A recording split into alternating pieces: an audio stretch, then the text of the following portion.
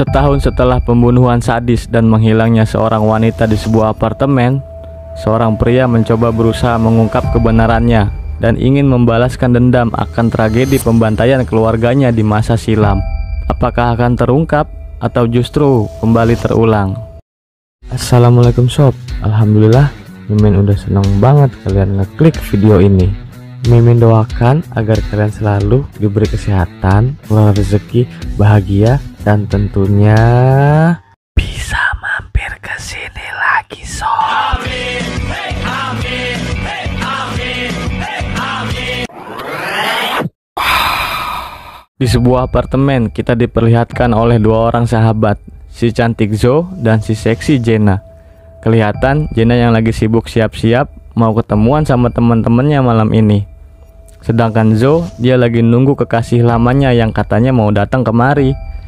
Jenna nggak mau ganggu waktu mereka berduaan nanti, makanya dia pergi keluar.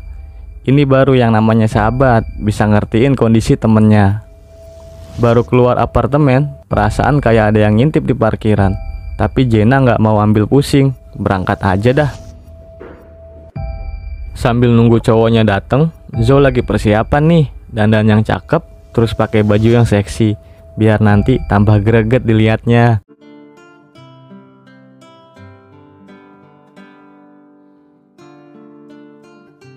Nggak lama kemudian, ada yang datang bawa borgol. Tahu-tahu dia langsung ngeborgol Zo gitu aja, sambil berusaha ngelepasin bajunya.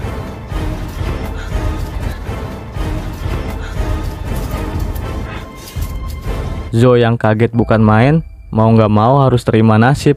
Diapain aja biarin dah, yang penting dia nggak ngelukain Zo. Menang banyak nih cowok, modal borgol doang udah bisa nempel-nempel sama Zo.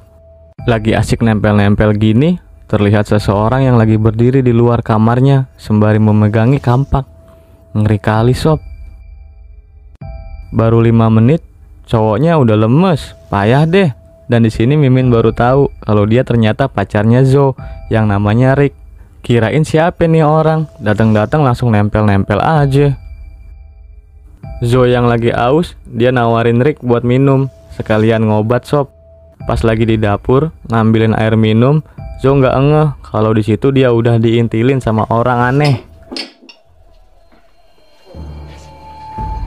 Di atas kasur yang empuk, lagi asik-asik ngobrol sambil ngefly, mereka kayak ngedenger sesuatu. Padahal cuma ada mereka berdua aja di sini. Karena penasaran, Zo mencoba ngecek kondisinya.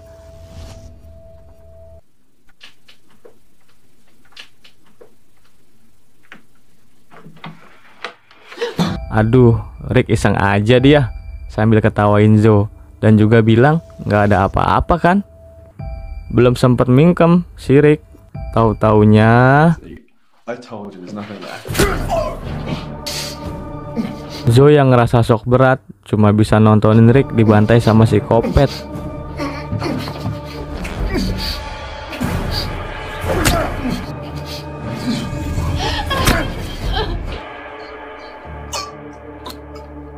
Biar lebih enak, panggil aja Kutang ya sob, Kutang. Kemudian Kutang membuat Zo pingsan, lalu menggotongnya pergi, dan film pun dimulai.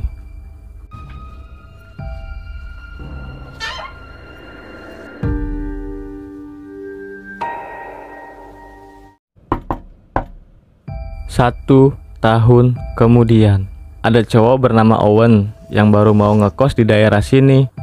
Lagi beberes koper, tahu-tahu si ibu kos datang ke kamar. Ia nggak sengaja lihat Owen yang lagi ngerapin sobekan kertas koran. Dan dari situ si ibu kos tahu kalau Owen berprofesi sebagai investigator yang lagi nyelidikin kasus kematian Rick setahun yang lalu. Bosen di kosan, Owen pergi ke pinggir danau. Ia bertemu sama seorang bapak-bapak. Excuse me. Yes, what do you want? Dan Owen menanyakan tentang kasus pembunuhan yang menimpa Rick dan menghilangnya keberadaan Zo sampai saat ini. Tapi bapak itu nggak ngeladeninnya, malah melarang untuk mengungkitnya kembali. Dan ia meninggalkan Owen. Don't go. I said leave. Selang beberapa saat, si bapak yang lagi kebelet pipis karena nggak ada tempat yang paling aman kecuali di bawah pohon. Tiba-tiba Kutang berada di belakang si bapak. Tanpa rasa takut dan dalam keadaan mabok, bapak itu cuma nganggep dia ngeprank doangan. Tanpa pikir panjang,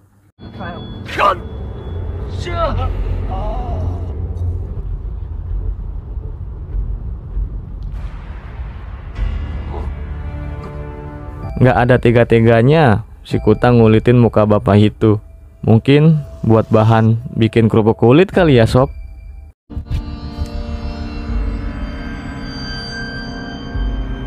Scenes berpindah di saat Jenna yang sedang ingin berangkat kerja. Dia menyempatkan diri pamitan sama papanya. Have a nice day at work. Thanks, Dad. I love you. I love you too, darling.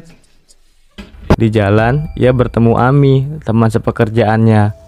Ami yang masih bertanya-tanya tentang di mana kabar dan keberadaan Zo saat itu. Jenna sebagai sahabat, ia hanya mendoakan yang terbaik.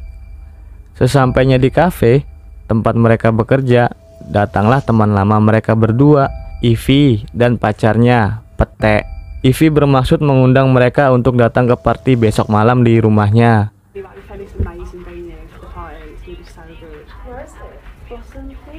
Di malam hari, Jenna yang hendak membuang sampah, ia dikagetkan oleh seorang wanita bernama Charlotte. Oh my god.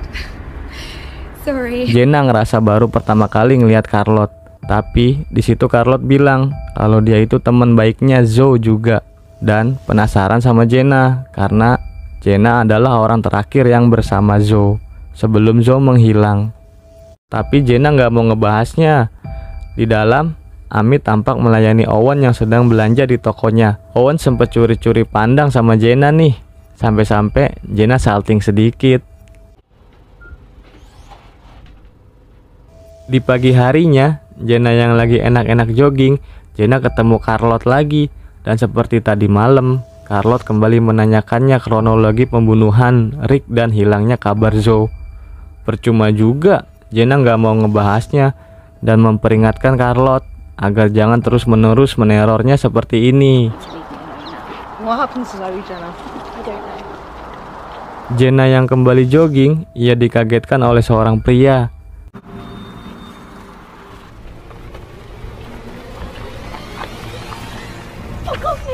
Oh, sorry.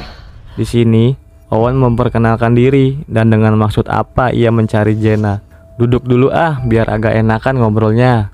Di sini Owen menceritakan masa kelam dulu ketika ia berumur 10 tahun. Ia sempat bertemu Kutang di masa kecilnya selagi main di hutan. Ayahnya menjadi korban pembunuhan sadis, sedangkan ibunya menghilang seperti yang dialami oleh Zo. Tapi Jenna menganggap itu cuma bualan semata karena Jenna baru kenal dengannya. Dan Jenna juga yakin kalau Zo itu udah meninggal dan bukan hilang. Zoe is dead. And the police are gonna find whoever killed us. You just need to let it go. Scenes berpindah ke markasnya Kutang yang lagi asik nyangin makanannya. Taulah ini daging apaan yang dia potong-potong. Ngerasa udah siap, Kutang bawa makanannya itu ke kamar. Ternyata bukan buat dia sendiri. Taunya ada Zo di sana yang udah setahun ini menghilang. Zo yang nampak stres sedikit, dia pun memakan dan meminum hidangan yang udah disiapin Kutang.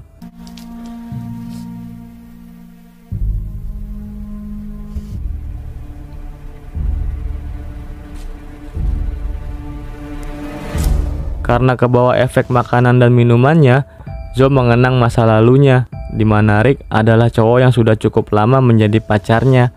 Setiap saat ketemu, pasti nempel-nempel terus. Anjay, enak banget perannya Rick di sini. Mimin juga mau. Balik ke Jenna yang habis jogging dan selesai mandi, tapi belum sempat pakai baju sob. Ia kepikiran cerita Owen yang tadi pagi dan langsung mencari kebenarannya di situs internet. Ternyata benar, cerita itu fakta adanya. Owen adalah korban selamat dari pembunuhan brutal Kutang di masa lalunya.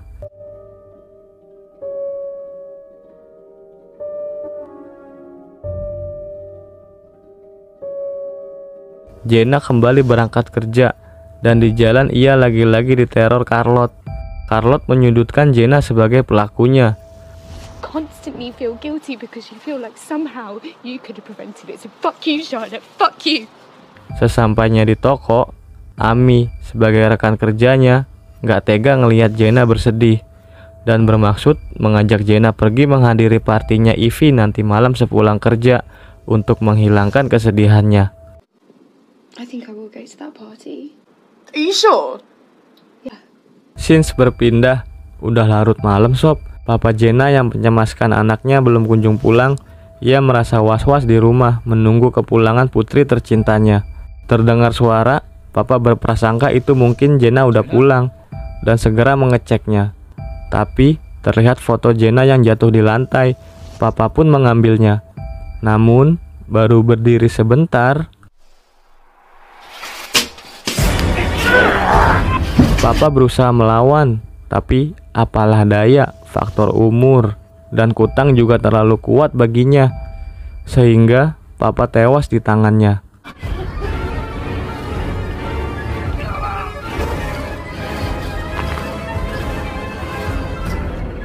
Beberapa saat kemudian, Jenna yang baru sampai rumah, ia bergegas untuk pergi ke partinya Ivy. Jangan lupa izin sama Papa ya sob.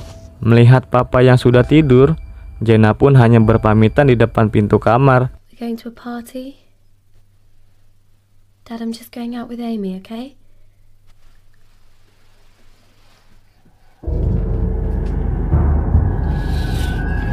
Owen yang berniat ingin menguak kasus ini, ia pun bersiap-siap dengan matang. Di malam yang sama, Amy dan Jenna udah sampai rumah Ivy.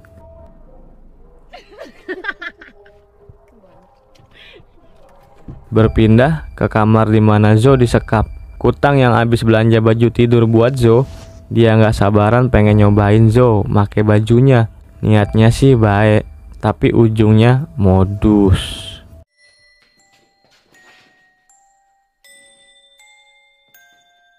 Kutang yang ketagihan, dia pengen nambah nih sob. Dia nyoba deketin Zoe. Karena bakatnya yang bisa melepaskan ikatan, Zoe pun berpura-pura tidur. Dan pas saat Kutang merabanya,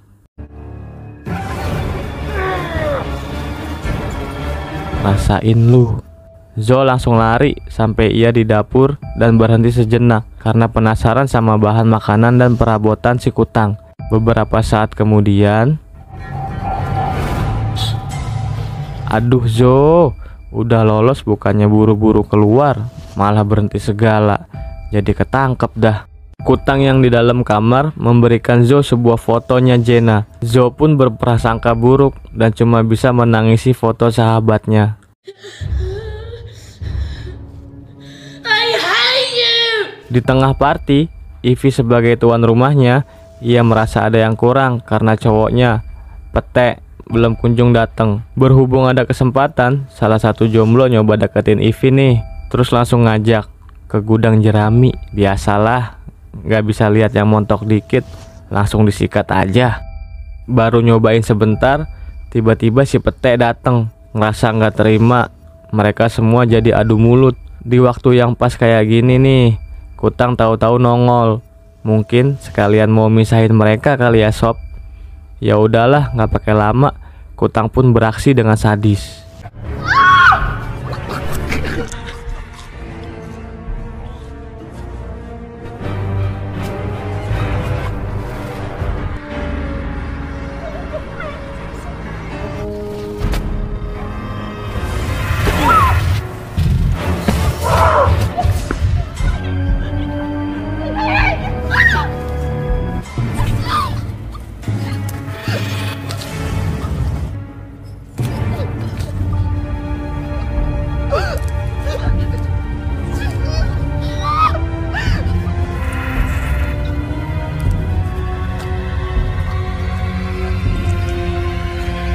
Kedatangan Kutang ke sini, dia mau mencari Jenna, sahabatnya Zoe. Sementara Jenna kebetulan dia lagi di kamar mandi. Ngerasa dengar ribut-ribut, Jenna yang kepo langsung ngecek kondisi setempat. Bener aja, Kutang udah ada di dalam dan lagi ngebantai satu persatu teman-teman partinya.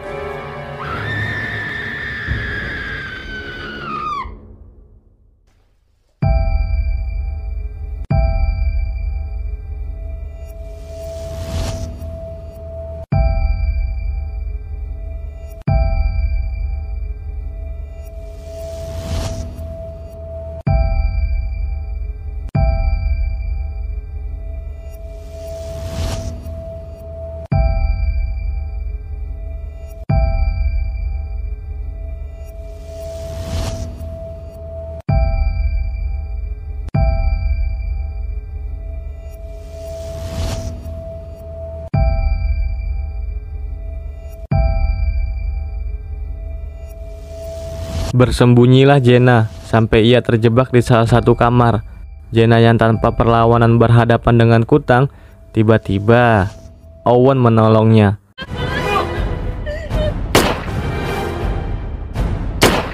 Tapi Kutang yang terlalu kebal ini, dia bangkit lagi dan melawan Owen hingga tak sadarkan diri.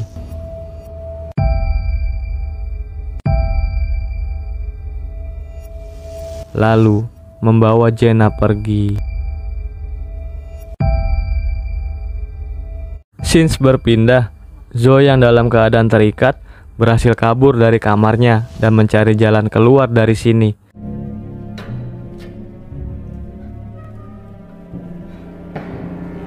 Beberapa saat kemudian, Kutang yang datang dengan membawa Jenna, ia terkejut ketika masuk ke kamar dan langsung meninggalkan Jenna. Lalu ia sementara pergi mencari Zoe. Di saat lengah seperti ini, Owen kembali datang dan membebaskan Jenna. Jenna yang baru ingat, ia meminta maaf sama Owen tentang semua kejadian yang menimpa Owen di masa kecilnya. Karena kemarin ia nggak percaya dan menganggap semuanya hanyalah karangan. Di tengah perjalanan, Jenna kembali memikirkan keberadaan Zoe. Ia percaya kalau Zoe itu masih hidup dan kemungkinan disekap di tempat ini juga. Mau nggak mau, mereka mencari Zoe terlebih dahulu. Baru beberapa langkah, mereka bertemu Kutang.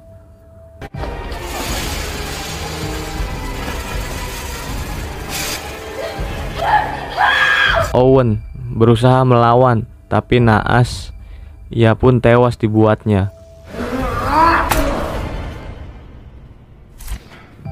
Namun, Jenna berhasil lolos. Di saat Kutang lagi kesel, Zoe bertemu dengannya dan memanfaatkan momen ini untuk menyerang Kutang.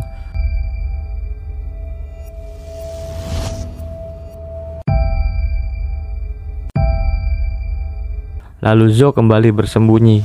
Sementara Jenna yang lagi kebingungan, ia melihat Kutang yang sedang mengintainya dan berusaha meloloskan diri. Tapi sayangnya, Zoe yang sedang bersembunyi dan berjaga-jaga akan kehadiran Kutang, justru Jenna tiba-tiba muncul dan Zoe spontan menusuknya.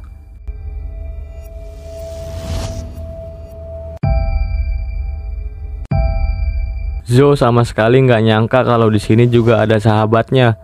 Semua ulah si Kutang yang membuat mereka seperti ini. Sedih yang mendalam, Zoe merasa sangat dendam sama Kutang.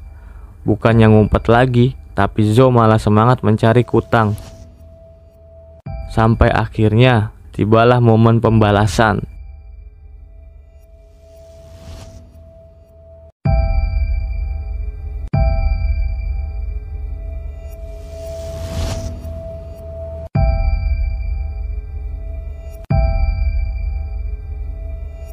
Tanpa perlawanan, Zoe membabi buta menyerang Kutang. Tiba-tiba, mereka udah ada di dapur dengan kondisi yang terbalik. Kutang yang terlihat diikat di atas meja otopsi, sedangkan Zoe yang lagi emosinya siap-siap beraksi.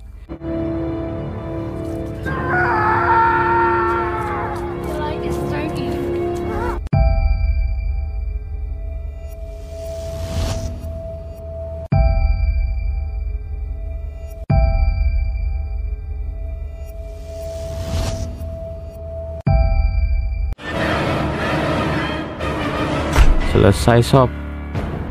Oke, makasih ya sob udah mampir di mari. Yang mau komen silahkan. Yang suka film ini juga jangan lupa like ya. Subscribe dong sob. Yang belum subscribe nih. Bye bye. Mimin pamit. Assalamualaikum.